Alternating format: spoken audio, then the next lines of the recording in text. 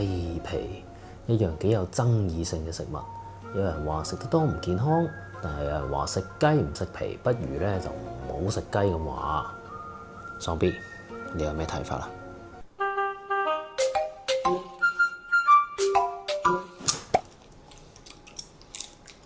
大家好，又係我 Big Boy 啊！喺西餐嘅世界入邊咧，雞皮其實可以有好多唔同嘅可能性嘅。唔知你最中意嘅雞皮食法又係點嘅呢？係炸雞啊、烤雞啊，抑或豉油雞嘅皮呢？咁啊，歡迎留言同我分享下。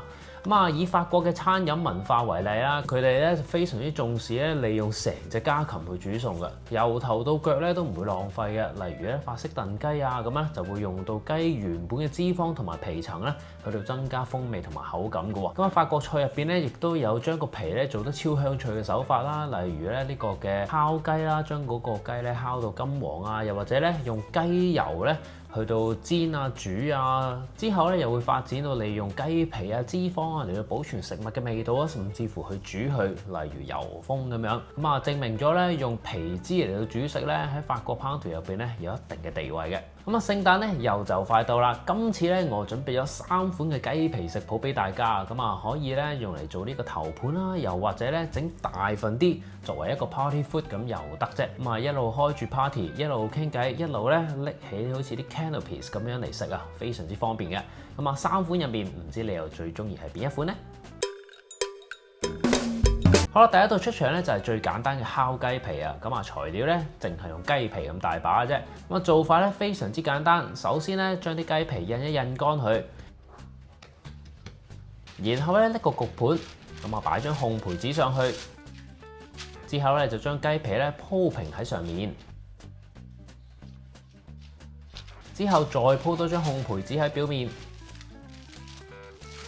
最後咧我哋攞多個焗盤壓喺上面啦。然後咧就擺入預熱到180度嘅焗爐入邊，焗佢20分鐘左右。咁啊20分鐘之後咧，金黃香脆嘅雞皮就焗好啦。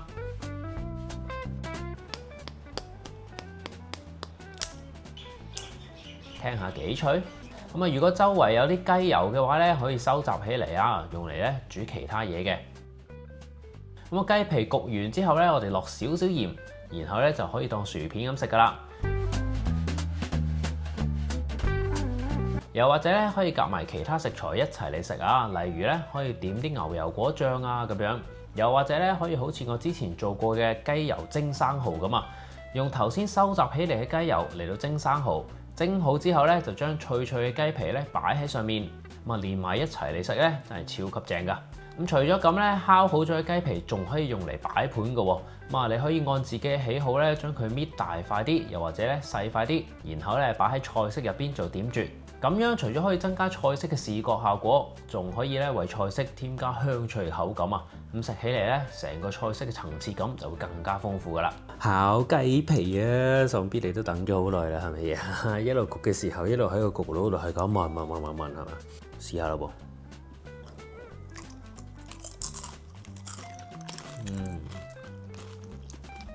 非常之輕盈，非常之香脆，同埋咧你食落咧，佢唔係好油嘅啫，因為咧你咁樣壓住佢嚟焗咧，嗰個雞皮咧入邊嗰啲油分咧全部逼晒出嚟啊！食落係好乾身啦，一啲都唔油啦，同埋咧搣佢咧好似威化咁脆啊！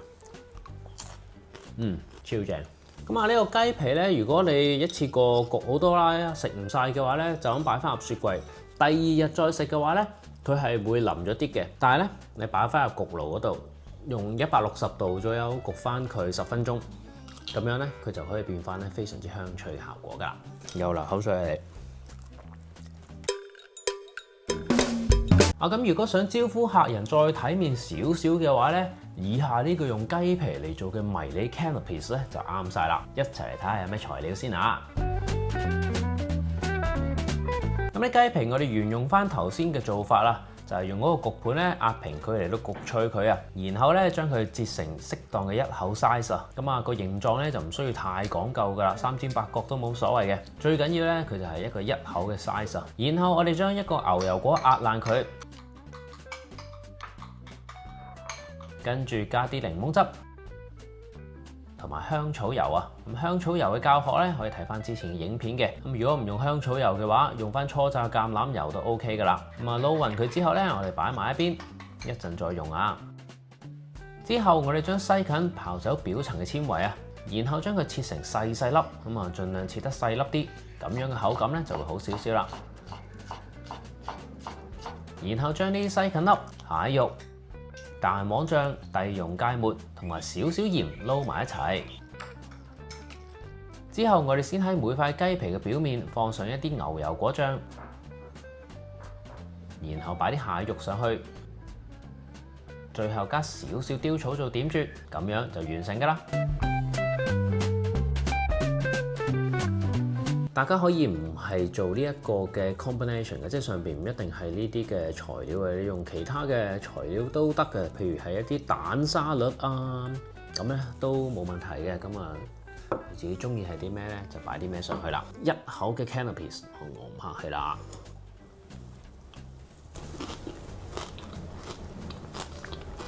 雞皮好香脆，好香雞油嘅味道啊！啲西芹咧亦都非常之爽脆。令到個口感咧非常之好，我覺得。再加埋一個嘅蟹肉沙律喺上面咧，有一個幾清新嘅感覺喺度啦，非常之正喎。呢一種嘅招呼客人嘅方式咧，我自己覺得咧都幾開心嘅。有啲客人咧行嚟行去咁傾偈咧，中意就拎件嚟食咁樣，好味道。咁跟住咧，我哋就嚟做一道進階少少，我自己咧又好喜歡嘅 canapes 啊，叫做雞皮脆多士啊！一齊咧睇睇有咩材料先啊！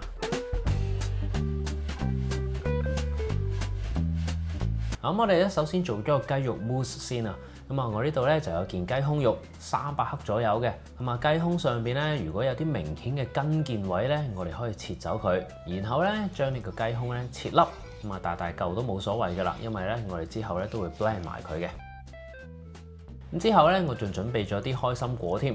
咁啊，就咁將佢切碎就 OK 噶啦。然後我哋攞個食物處理器啊，咁啊放啲雞胸肉入去，然後咧打一隻蛋，落埋鹽同少少胡椒粉，然後開機打爛佢先。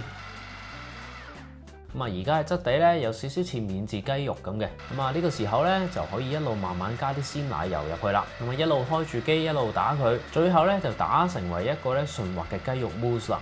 咁啊，通常正宗嘅法式雞肉 mousse 咧，係將佢打好咗嘅雞肉咧擺喺一個碗入邊啦。咁啊，下面咧我哋會墊啲冰喺度，再慢慢加啲 cream，然後攪勻佢嘅。不過咧嗰個口感咧就會偏向軟身啲嘅。而今次咧我想佢口感彈牙少少啊，所以咧我就直接將呢個 cream 咧加入去呢個攪拌器嗰度，同呢個雞肉一齊攪啊。咁啊，加完 cream 之後咧，就變成咧呢個有少少似蝦膠咁嘅狀態，咁咧。呢個雞肉 mousse 就 OK 噶啦，然後我哋滗起佢，之後咧撈埋啲切好咗嘅開心果入去，咁啊擺入雪櫃先，一陣再用啊。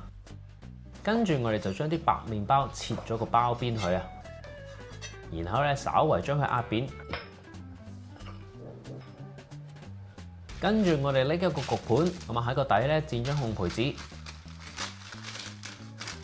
然後咧就將啲白麵包咧鋪滿晒喺上邊啦。如果 size 唔啱嘅話咧，自己根據嗰個盤嘅形狀咧去裁剪嗰啲白麵包啦。咁最後咧務求就係要將整個焗盤嘅底部啊都鋪滿晒呢個嘅白麵包啊。然後我哋將頭先打好咗嘅雞肉 mousse 咧擺喺呢個麵包上面啊，跟住咧再用一把抹刀抹平佢。咁啊順帶一提啦，我呢個焗盤咧就係18.5乘18.5 cm 嘅。如果你想用其他形狀嘅盤咧，都 OK 嘅。咁呢個雞肉 mousse 抹平咗之後咧，我哋就可以將佢擺入去焗爐嗰度啦。咁呢個焗爐咧，我已經預先預熱到去180度噶啦。咁我哋擺入去啦，焗佢7分鐘先。咁啊，等個雞肉 mousse 咧可以成咗型先啊。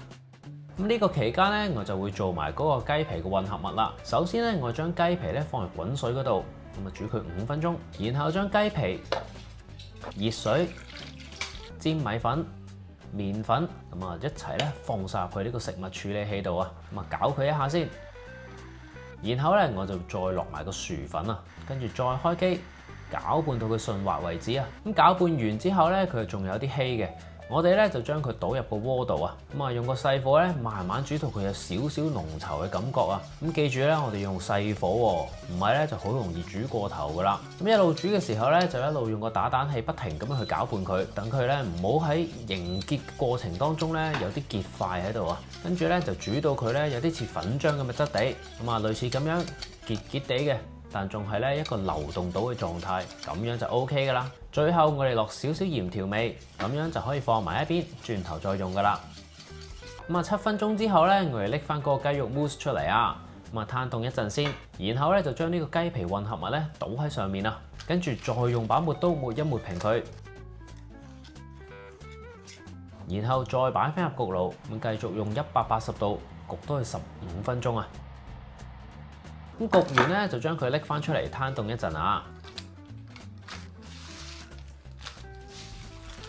然後就可以切成一件件長方磚咁啦。咁呢個雞肉多士嘅四邊如果唔係幾整齊喎，咁啊可以將嗰個邊咧切走佢嘅。唔中意幾大件又或者幾細件咧，就隨你中意啦。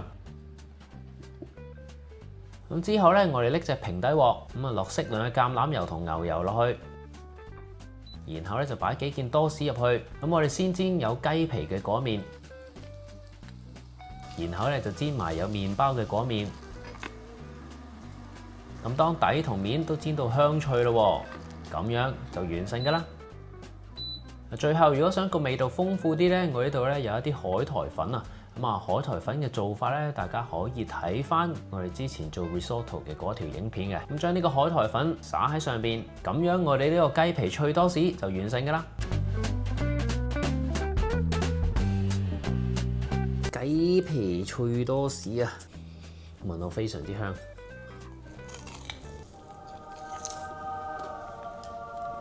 唔好意思，好好味。中間個雞肉 mousse 咧個口感係滑滑地啦，又帶少少嘅彈牙啦。咁我哋唔好 expect 佢係一個好似蝦膠咁彈口嘅感覺，因為咧始終我哋係就咁用個攪拌器去打佢啦。咁啊，但係咧個口感咧一啲都唔失禮，係一個好似比較鬆軟少少嘅雞胸肉咁啊。跟住咧上下都香脆啊，尤其是嗰個多士啊，吸咗啲牛油嘅香氣啊，非常之好食。再加埋嗰個雞皮混合咧，有少少雞嘅油脂嘅香氣喺度。我自己咧非常之喜歡呢個配搭。咁啊呢個形式嘅多士，我諗大家都未必會試過咁樣做法，但係咧佢食起上嚟咧係真係非常之好味嘅。工序咧係會比頭先嗰兩個咧多少少啦，咁但係咧做完出嚟嗰個效果係幾唔錯嘅。大家有機會咧可以試下呢個做法啦。咁啊影片嚟到最後咧，其實我仲準備咗一個隱藏食譜嘅，就係一個法式雞皮千層酥啊。咁啊喺屋企咧都可以做出呢個米芝蓮級數嘅 canapes 啊。咁啊呢個食譜咧我會收錄喺會員專區嗰度啦，只要成為喪 B 級嘅會員就可以睇到噶啦。咁日後咧會繼續 upload 更加多進階少少嘅食譜喺個會員專區嗰度嘅。咁啊今日我哋一齊咧就用咗呢個雞皮整咗幾款嘅 canapes 啦。咁其實用雞皮嚟到整嘢食，除咗野味之外咧，其實生酮人士咧都非常之啱食嘅，就好似咧第一款嘅焗雞皮加啲牛油果醬咁啊，咁啊冇糖又冇澱粉質。咁 even 係第二款嘅蟹肉雞皮撻啦，其實咧都冇澱粉質嘅，又係咧屬於低碳嘅食物。咁啊，可謂大人細路咧人人都啱食啊。咁至於雞皮係健康定唔健康咧？究竟有冇啲咩營養價值咧？如果大家有興趣想了解多啲近代科學對雞皮嘅研究咧，咁啊歡迎喺留言嗰度話俾我知啊！有機會咧，我可以整理一下相關雞皮嘅資料咧，再同大家分享啊！咁啊，今日嘅影片咧就到此為止啦。中意呢條片嘅話咧，記得 like、comment 同埋 share 出去，仲要 subscribe Big Boy Recipe 呢個頻道，撳住埋側邊嘅鐘仔，一有新片即刻通知你啊！仲有，如果想睇到呢個更加多嘅食譜，歡迎瀏覽 BigBoyRecipe.com， 上邊有超過300個食譜可以俾你慢慢參考嘅。咁我哋下次再見啦，拜拜。